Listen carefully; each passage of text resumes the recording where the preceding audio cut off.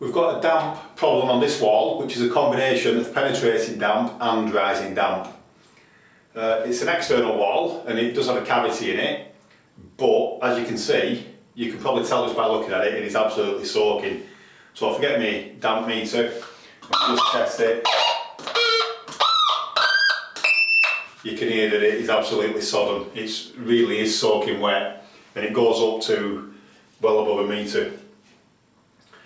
So one reason why I think this wall is so wet is because there's a lead main just under the window there, and I think there's a leak under the floor, just a tiny leak, which is saturating all this wall and it's then rising up the wall before evaporating.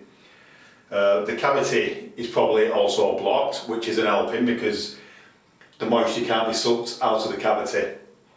So what I've done already is I've fitted 2 air bricks on the outside of the property, which will now vent the cavity. But we need to address this dampness before we start putting things back in this kitchen.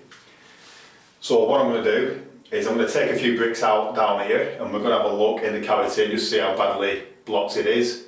And we're going to clean out the cavity. When we've done that, I'm going to put the bricks back in and then I'm going to inject a damp-proof course into this wall, which should help things. So first things first, we're going to remove a couple of bricks and we're going to take a look inside the cavity. So we've got an area here where we've already got half a brick missing, and you can see that that brick there looks pretty loose, and that one and that one. So we're just going to remove those bricks from there and we can then take a look in the cavity. And of course when you do anything like this, it's essential that you wear a pair of safety glasses and a pair of gloves.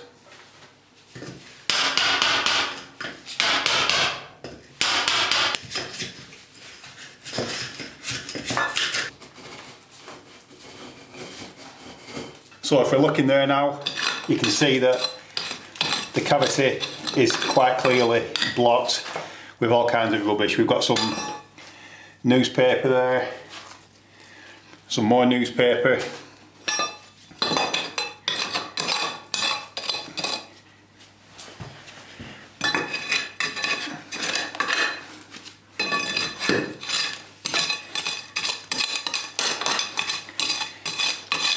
So there's that much debris in there that it's actually bridging the cavity.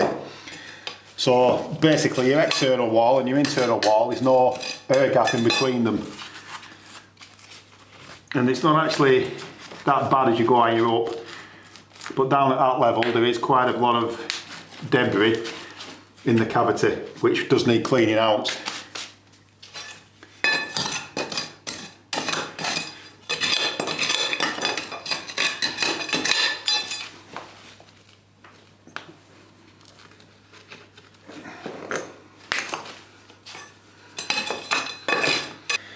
So we've got quite a good gap here now to work from.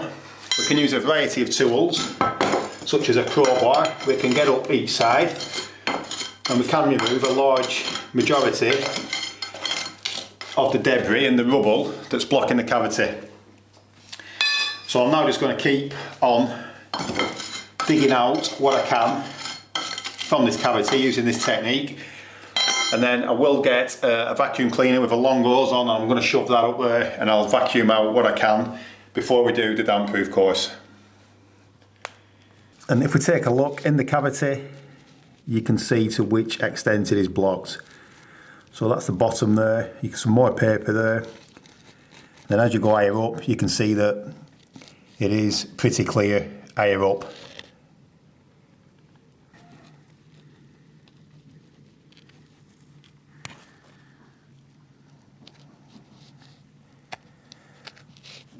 And again at the bottom you can see that it is severely blocked, and then as we go higher up the cavity you can see that it is clear. So that's the amount of rubble that I've moved from this cavity in 10 minutes. So you can imagine that if you spent a while doing this you're going to have a considerable amount of rubble. What I should also mention is never take too many bricks out of your wall at once because you don't want your wall collapsing. The brick that was there was already loose anyway, so it's not going to cause any damage on this particular wall. So what I could do here is I could put those bricks back in, cement them back in, and then I could move further along the wall and take a couple more bricks out to clean the cavity.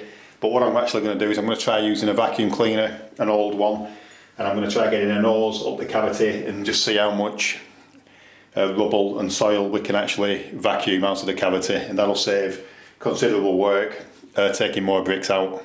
So this is an old vacuum cleaner. Obviously you're not going to use a good vacuum cleaner for doing this because you probably will damage it.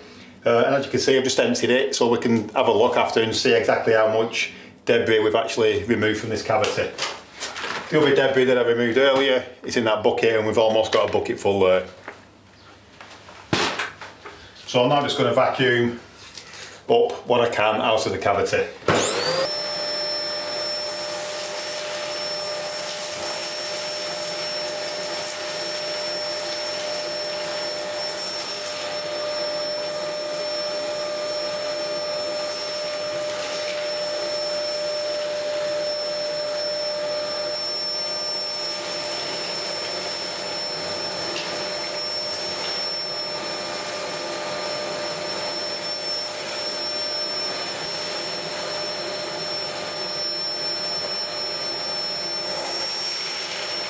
So we've now got a bucket full of debris out of the cavity, and the cavity is fairly clean now.